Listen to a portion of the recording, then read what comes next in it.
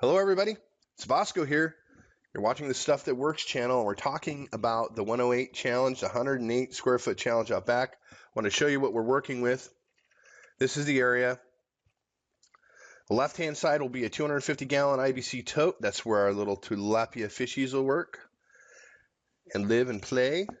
It will then be plumbed into a 20-gallon radial filter that will separate solids, and then that will go into the sump.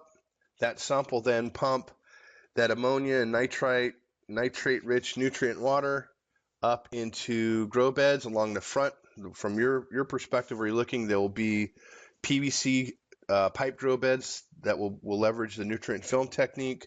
And then on the right-hand side, this grow bed's kind of blocking it off, but you can see down the bottom there, there's two green plants, weeds that are being removed. The right-hand side, there'll be 3 of these grow beds side by side. So let's talk about the grow beds. First off, this particular project, I was fortunate enough, all the materials were donated. I found a job site that was going on. They had a bunch of 2x10s and OSB sheathing sitting outside in a big old massive jumbled pile. I went and talked to the foreman, asked him if I could have it. He said yes. I brought him a case of beer back, and all was good. I was able to scrounge enough 2x10 material to produce 3 of these grow beds, and they are approximately 4 feet by 3 feet. Now, this grow bed, if you were to purchase something along the same lines online, you would discover that a grow bed of this size would cost right around $150 to $225 each. Now, if you were to purchase this lumber from like a Home Depot's or a Lowe's or a Builder Square or what have you, you would end up spending approximately $150 for all 3. So there is some advantage there, in my opinion. I don't know why people charge so much for this stuff. It's really not as rocket sciencey as people make it, but this is the grow bed. So 2x10 construction, and I'll put a cut list in the description as well as OSB sheeting for the bottom of the grow bed, and we'll have 3 of those, and we'll talk about those in a little bit. We'll give you the tools at least initially. The excellent part about this too is that I can customize the size of these grow beds. This is a size that actually I already have built before. It worked perfectly in the space. So nice thing about doing it yourself here, your DIY, I guess, is that you can customize these grow beds to be however wide or long or thick or thin as you like, based on the environment and the space that you have. Very, very cool thing. The other piece of it too is I like to make these systems modular. Sure, I could have built one huge, one long single grow bed.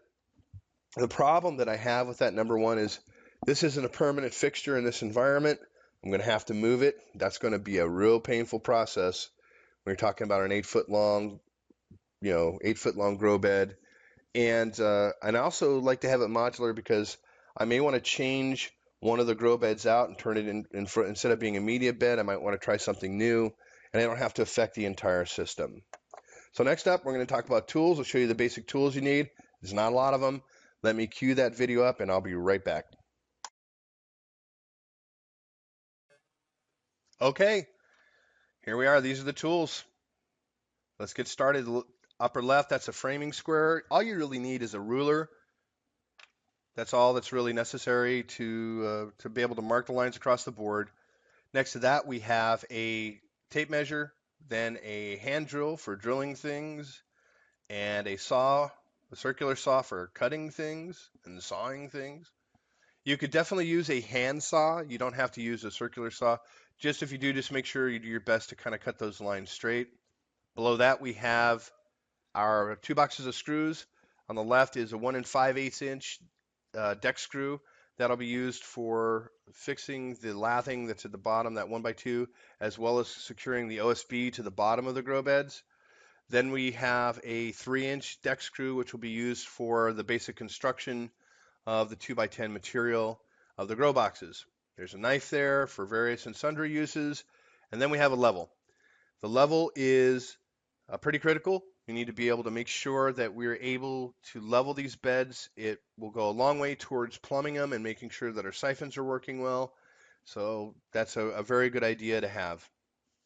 Below that, we have 1x2 material that's going to be part of the method for securing the liner to the grow bed, and it also serves as a great place to have a handhold, which as you're adjusting your beds, it really is a nice little touch there.